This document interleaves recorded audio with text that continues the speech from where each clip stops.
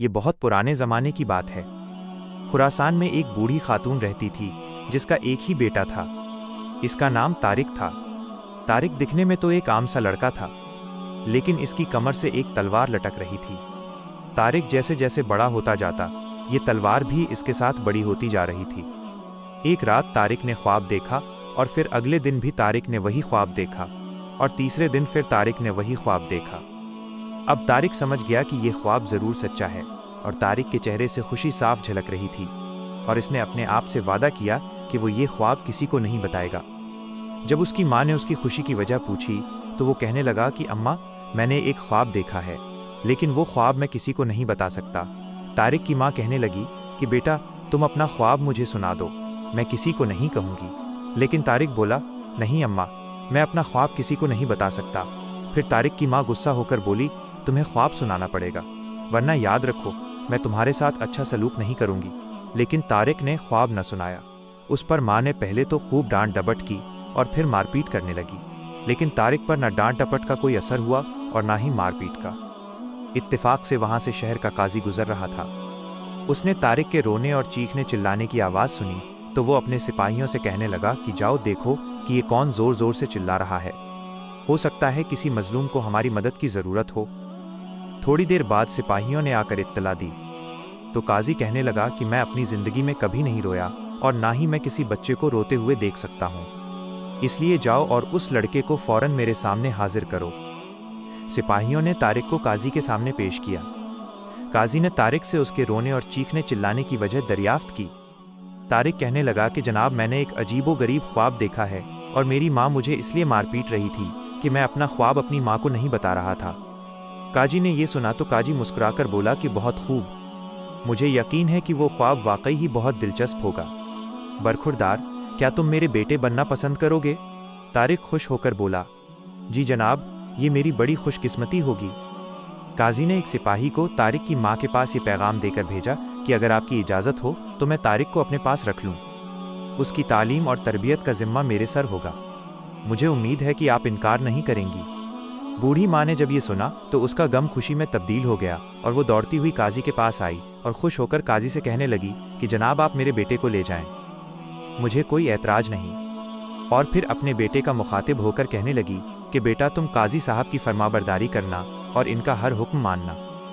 جب قاضی صاحب کی گاڑی کافی دور جا چکی تو قاضی صاحب نے طارق سے پھر پوچھا کہ برخوردار، اب بتاؤ کہ تم اتنی زور زور سے کیوں چلا رہے تھے؟ طارق کہنے لگا کہ جناب، میں اس لیے چلا رہا تھا کیونکہ میری ماں مجھے مار رہی تھی۔ قاضی نے پوچھا کہ تمہاری ماں تمہیں کیوں مار رہی تھی؟ طارق کہنے لگا، میری ماں مجھے اس لیے مار رہی تھی کیونکہ میں نے ایک خواب دیکھا تھا، اور میں اپنی ماں کو وہ خواب نہیں بتا رہا تھا، اور میں یہ خواب کسی کو نہیں سنا سکتا۔ قاضی مسکرا کر بولا، کیا مجھے بھی نہیں؟ طارق بے خوف ہو کر بولا، جی نہیں۔ پھر قاضی مسکرا کر کہنے لگا کہ کوئی بات نہیں، مجھے یقین ہے کہ گھر پہنچ کر تم اپنا خواب مجھے سنا دو گے۔ یہ کہہ کر قاضی نے کوئی اور بات چھیڑ دی، اور یہاں تک کہ وہ اپنے گھر پہنچ گئے۔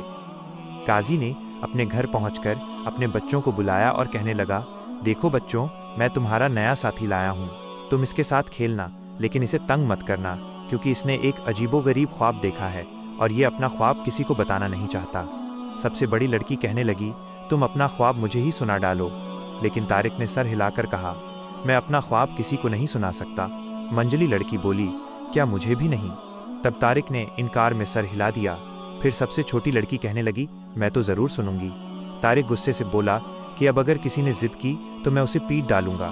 یہ بات قاضی کو ناگوار گزری، اور اس نے اپنے سپاہیوں کو حکم دیا کہ لے جاؤ اس بدتمیز کو، اور جب تک اس کی عقل ٹھکانے نہ آ جائے اسے حویلی مت لے کر آنا۔ قاضی کے نوکر جب تاریخ کو لے جا رہے تھے تو اس کی تلوار زور زور سے ہلنے لگی، لیکن وہ خاموش رہا۔ نوکروں نے طارق کے ساتھ بہت اچھا سلوک کیا، یہاں تک کہ وہ سب کچھ بھول گیا اور وہ خوشی خوشی ان کے ساتھ رہنے لگا۔ ایک دن غازی کی چھوٹی لڑکی کا یہاں سے گزر ہوا، اسے طارق کو دیکھتے ہی اس کا خواب کا ذکر یاد آ گیا۔ وہ طارق سے کہنے لگی کہ اگر تم اپنا خواب مجھے سنا دو تو میں تم سے شادی کروں گی۔ یہ سن کر طارق کو غصہ آ گیا، اور طارق نے 2-3 تھپڑ اسے مار دیے اور کہنے لگا، میں تم سے پہلے ہی کہہ چکا ہوں کہ اگر کوئی مجھ سے خواب کے بارے میں کچھ پوچھے گا تو میں اسے ماروں گا۔ قاضی کی لڑکی روتی ہوئی قاضی کے پاس گئی اور اس نے ساری بات قاضی کو بتا دی۔ جب قاضی نے یہ سنا تو قاضی نے غصے میں آ کر کہا कि अब मैं उस लड़के को किसी कीमत पर नहीं छोड़ूंगा। उसी दिन शहर के बाहर एक फांसी का चबूतरा बनाया गया और शहर भर के लोग ये सारा मंजर देखने के लिए वहां पर जमा हो गए। जब तारिक को फांसी दी जाने वाली थी तो वहां पर एक सुनहरी घोड़ा गाड़ी आकर रुकी। उस गाड़ी पर शाही परचम लहरा रहा था और उस गाड़ी में मुल्क का सुल्तान बैठा हुआ था। उस सुल्तान ने हुक्म दिया कि इस लड़के की जान बख्श दी जाए। सुल्तान ने सारा माजरा सुनने के बाद कहा कि इस लड़के को मैं अपने साथ ले जाऊंगा और मुझे यकीन है कि ये लड़का अपना ख्वाब मुझे सुना देगा।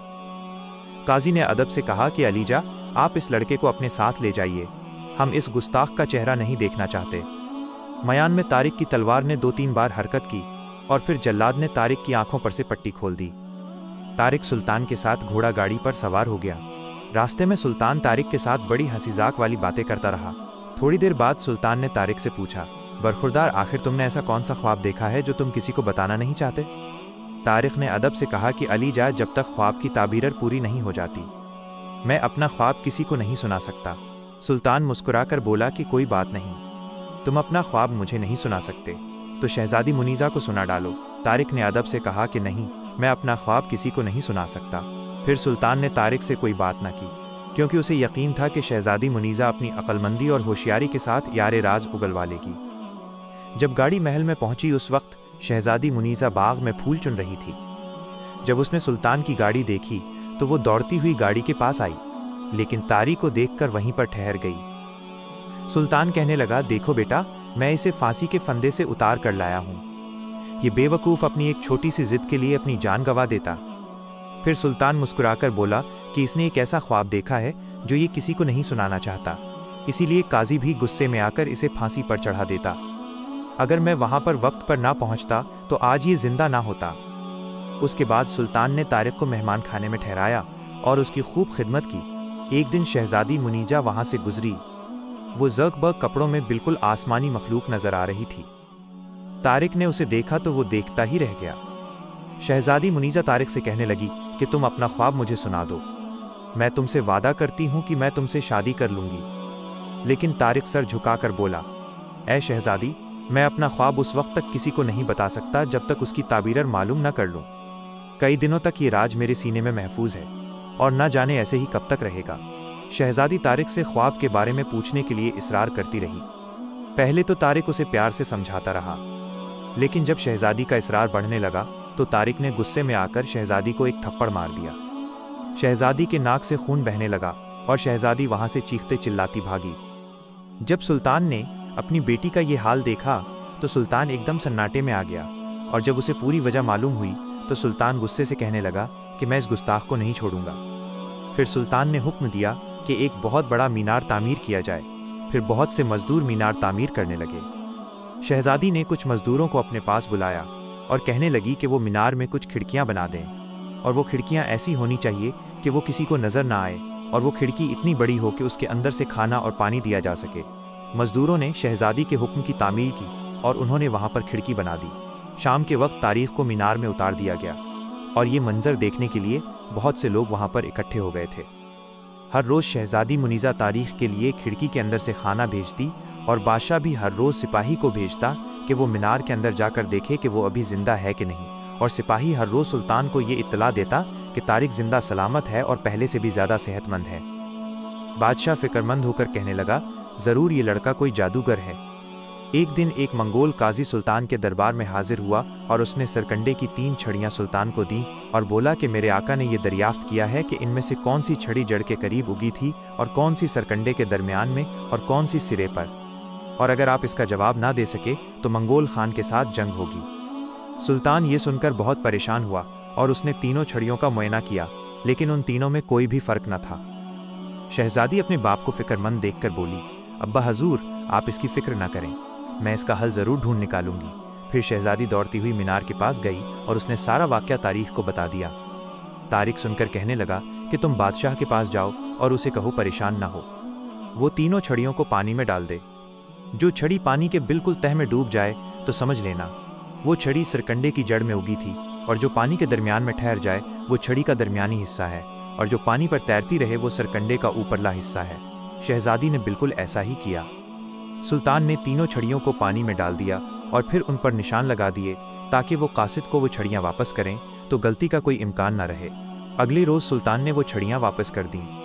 मंगोल खाकान अपने सवाल का जवाब पाकर हक्का भक्का रह गया और यूं जंग का खतरा कुछ सालों के लिए टल गया।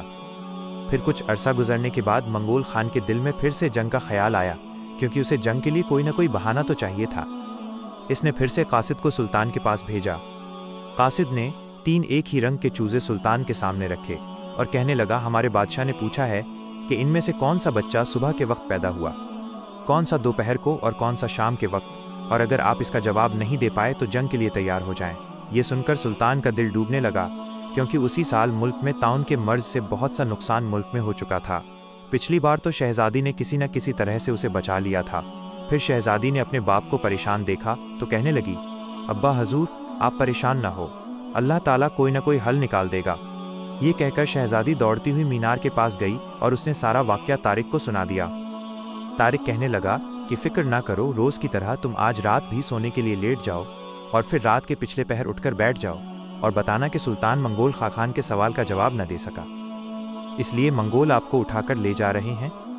इतनी ही देर में मीनार के अंदर से एक लड़का नमूदार होता है और वो मंगोलों के सवालों का जवाब दे देता है। शहजादी ने बिल्कुल ऐसा ही किया जैसा तारिक ने कहा था। सुल्तान ने फौरन मीनार को गिराने का हुक्म दिया और उसके कैदी को उसके सामने हाजिर करने को कहा। तारिक को सुल्तान के सामने हाजिर किया गया। सुल्तान कहने लगा कि अब तुम्हारी गलती की सज़ा पूरी हो चुकी है, बहरहाल मैं तुम्हारी आज़ादी का हुक्म देता हूँ, लेकिन इसके लिए शर्त यह है कि तुम इस मुश्किल वक्त में हमारा साथ दो। यह कहकर सुल्तान ने मंगोल खाकान का ख़त निकाल कर तारिक को दिया और कहा, लो इसे पढ़ो और बताओ कि तुम इसमें हमारी मदद किस तरह कर सकते हो, और याद रखो कि अगर मैं इसका जवाब न दे सका तो इसका नतीजा हमारी तबाही और बर्बादी होगा। तारिक ने वो ख़त पढ़ा कर लिया और यूं उसने चोज़ों की शिनाख्त कर ली। इसने तीनों चोज़ों का निशान लगाकर मंगोल खाकान के पास वापस भेज दिया। मंगोल खाकान का मंसूबा धरे का धरा रह गया। फिर इसने अपनी खाना को बुलाया, जो मुल्क की सबसे चालाक औरत है। इसने आकर उसे बताया कि तुम्हारे सवालों के जवाब बादशाह ने नहीं दिए। इन सवालों का जवाब देने वाला एक बूढ़ी माँ का बेटा है। अगर वो जिंदा रहा तो एक दिन तख्त पर बैठेगा। अगर तुम सुल्तान का मुल्क फतह करना चाहते हो तो पहले उस लड़के को यहाँ पर बुलाकर मार डालो, वरना मैं देख रही हूँ कि वो लड़का तुम्हारे लिए भी खतरनाक साबित हो सकता है। मंगोल खाकान ने फौरन एक सिपाही के हाथ ये पैगाम सुल्तान के यहाँ भिजवा दिया कि महल में जो नौजवान ठहरा हुआ है उसे हमारे पास भेज दिया जाए, वरना हमारी फौज तुम्हारे मुल्क को तबाह बर्बाद कर देगी। सुल्तान मंगोल खाकान का खत पढ़कर बहुत रंजीदा हुआ।